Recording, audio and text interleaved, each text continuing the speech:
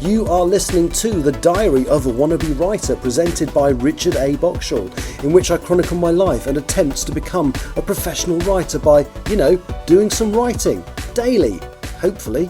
Hello, today is Tuesday the 24th of September 2024. You are listening to The Diary of a Wannabe Writer, and at about 10 o'clock last night, I thought it was very likely that today's podcast was going to be another pointless one where I go, I haven't done anything. And I'm not quite sure why that changed. But last night, well, basically, because I've been off work sick, one of the things I did was I put a Blu-ray player in my bedroom, because when I'm not feeling well, I'd rather just lie in bed. I said get up for food and bits and pieces, but I'd rather just lie in bed and watch telly in there rather than on the sofa in the living room.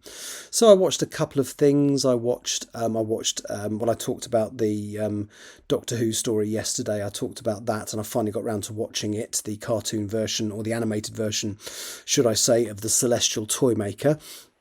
And I watched a few other bits and pieces. And I'd been thinking about the next short story I wanted to tell in my 60/40 Doctor Who The Bill crossover series. And so there's a storyline in the 6th series of The Bill, which went out in 1990. Now, at that point, The Bill was going out twice a week. They were half-hour episodes twice a week, and they were often standalone. But within that series, there were 6 linked episodes, and they weren't all next to each other. It wasn't like a 6-part story that was told over 6 consecutive episodes. It was a storyline that kept coming back to about basically a couple of quite nasty child murders. And I just thought, if the Doctor was ever in that time, he couldn't say, because of the web of time and laws and stuff, he couldn't save those kids even if he wanted to. But what he could do was give them this fantastic kind of day out, something to remember. So, basically the story is about him taking young Jenny Price, who is, her body is found in a Series 6 episode of The Bill called A Fresh Start, which is literally the day they open the Sun Hill police station again after a major refit. And it starts, during the episode they find the body of this poor girl. And I watched the episode to get kind of familiarised with a bit about the girl, a bit about her parents, because I knew I might want to use at least one of the parent characters in the story. And then I kind of watched, there was a second episode that weirdly, although it was set the day after the first episode, was transmitted like 2 weeks later, which was a bit bizarre. I mean, they really were there were some weird scheduling decisions made on The Bill. It was clearly meant to be a 2-part story. Anyway, so I watched both the episodes to give me an idea of where I wanted to go with the story. And I kind of remembered that the first murder had, and I didn't feel like I needed to watch that because I wasn't going to use that character. I needed to know his name, but the character's name got mentioned again when they linked the 2 murders in the episode I just watched. But I kind of thought, well, how long ago was that? And I looked at it, and it was an episode called Canley Fields. And I thought, okay, fair enough. And then I looked at the episodes in the middle, and there was an episode between the 2 murders called Trojan Horse.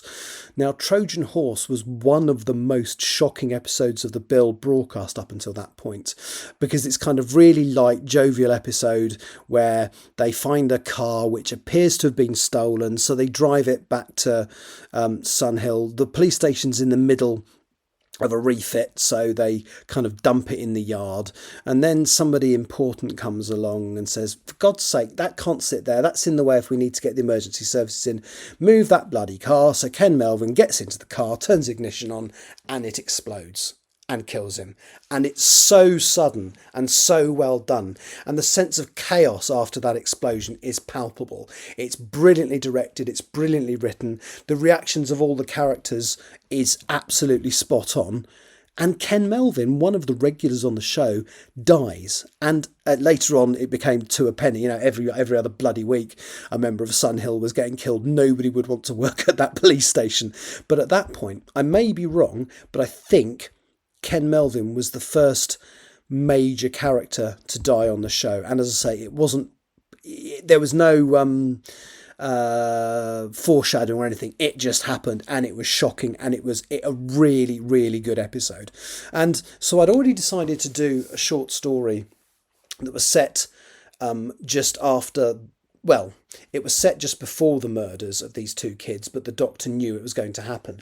And when I saw that Trojan Horse, this episode with Ken Melvin in it, was between the two murders, I thought, well, I've got to include that as well. So I sat down last night and I wrote a 3,500 word short story.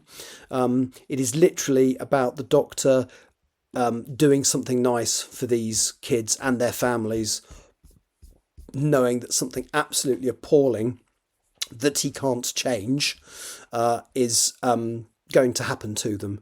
And he doesn't tell Ace, his companion, what is the seventh Doctor, played by Sylvester McCoy, and he doesn't tell his companion Ace about what's going on. And so he just basically takes these kids on these trips to Disneyland, and she's like, what's going on? He says, well, look, we've got to do two of these, so I'll tell you afterwards. And I'm really pleased with this last scene. So basically, they've taken the two kids on these trips on separate days, and then the doctor's promised her an explanation the day it happens, the day they take the second kid on the trip. And so I'll read this. Today she knew that once they'd dropped the butlers off at their home, she would get an answer as to what this was all about. But she did not get it straight away. That evening, the doctor had insisted on visiting an old colleague of his from UNIT, who now worked at the local police station. The building had been in the middle of a refit. It was being pulled apart, and most of the officers were working out of portable cabins in the backyard. Inside one of these small offices, the doctor had introduced Ace to Sergeant Robert Cryer. Ace was excited to realise that Cryer knew the brigadier, who she had recently been introduced to, and for a while she forgot that she was annoyed that the promised explanation had not been delivered. After Cryer had gone off shift, Ace and the doctor had joined him at the local pub, where a lot of police officers that had been on duty that day had gone for a drink after work. Cryer introduced the doctor to several of his colleagues. The doctor had seemed to recognise some of them. He even went and said hello to another sergeant, Tom Penny, and had been a bit put out when the man failed to recognise him. It had all been going fine until Cryer introduced the doctor to one of the constables on his relief, PC Ken Melvin, at which point the doctor seemed to clam up and behave mysteriously again. Ace asked him for the explanation that he had promised her, but the doctor was unusually vague and distant, muttering about one more trip. He talked the young policeman into going for a walk with him, at which point Ace had not seen the doctor for about 5 hours. In the end, irritated with his behaviour and also rather fed up of being chatted up by a lonely copper called Tony Stamp, she went to find the doctor and the TARDIS. It was where they had left it earlier, next to the high wall on Canley Fields. Now, though, it was in its familiar shape, that of a police box. Ace used her key to open the door, where she found the doctor in the main control room, located once again where it should be, immediately behind the main doors. He was sitting in one of a pair of armchairs next to the console. Beside it was a table containing a record player. The doctor had been listening to an album. Now, though, it had finished and the needle was returning to its cradle.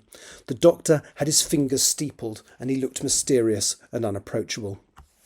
Ace walked slowly over to him. He looked up at her and lowered his hands.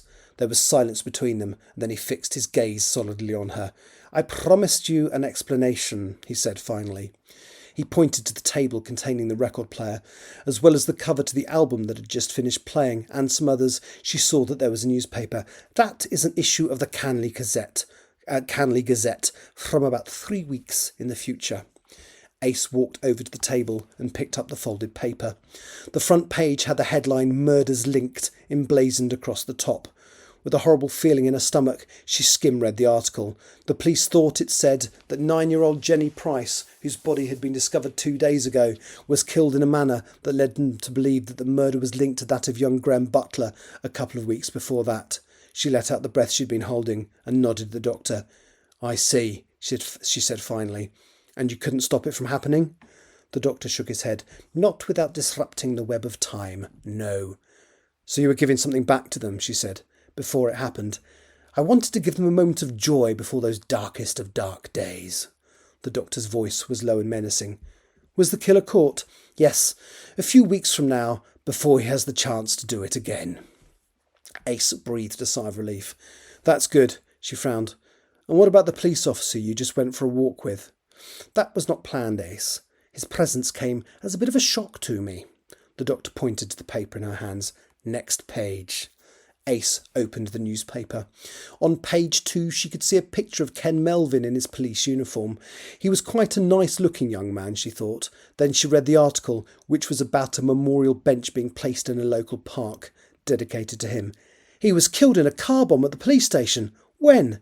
She looked back down at the article and read out the date in horror. But that's... Tomorrow, I know. The doctor stood and changed the vinyl on the record player. Sometimes I wish I could throw out the rulebook, Ace, but then they would stop me. So every now and then, because I can't save them, I give them something back. He sat on his armchair as the strains of Act 2 of Puccini's Madame Butterfly started to come through the speaker of the record player. Ace dropped down into the second armchair beside him, and they listened to the music in silence. Oh, this has gone on a lot longer, sorry. I'm really pleased with that. I mean, I could have just read the whole short story rather than just the very end of it. But I love that moment. It's kind of creepy. And I really feel I've got the voices of... I don't mean in terms of me impersonating them, but I really feel I've got the voices of those particular 2 Doctor Who characters and the situation. And yeah, I really enjoyed writing that. So by the time this comes out, hopefully... I will have finished editing it and stick it up on the webpage. But yes, so I've written nothing for chapter 37, but I have written a 3,500 word short story for my 60/40 collection called Giving Something Back. As I say, by the time you hear this, it should be up on the website if you'd like to read the full story. I'll be back tomorrow, hopefully having done something with chapter 37. But hey, at least I've written something. Take care. Bye-bye. You have been listening to The Diary of a Wannabe Writer, presented by Richard A. Boxall. Thank you for tuning in to my random ramblings, and if you'd like to know more about me or my projects, visit my link tree at linktr.ee/Richard Wright, capital R, capital W. Thank you for listening.